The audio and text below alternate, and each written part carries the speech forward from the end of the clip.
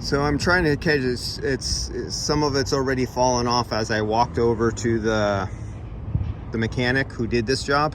But this was a light blue. It was this color and now it's this color. So I just confronted him and asked him. He said he flushed it. I said, what'd you flush it with? Oh, we blew it out with shop air.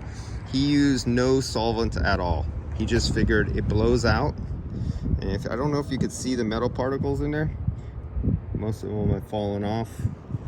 But yeah, he hasn't done shit. Now, I asked him, I go, what did you guys use this flush with? Oh, we don't have flush equipment. We don't have flush solvent. We just blow air through it. What the F are you doing in this business, dude? You're actually charging people to replace burnt out compressors. This is what they do every time. They just blow air through it. Shop air. Nice, wet, moist shop air. These are the low-life pieces of scum that we need to get out of our industry. They're old. They're the old kind who don't listen. They're ignorant.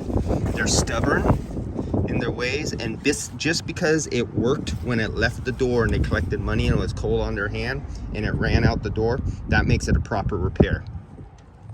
These are like the pieces of shit who are in the commercial and residential HVAC who always blame the expansion valve, and they solder them in, they cause damage, they don't vacuum enough, they leave moisture in the system, air in the system, then the expansion valve does go out or get clogged up, or something rots out and starts eating up inside.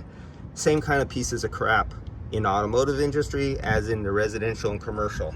These old ignorant SOBs who have no freaking place in anything other than maybe flipping burgers for McDonald's. All right, guys, I'll catch you later.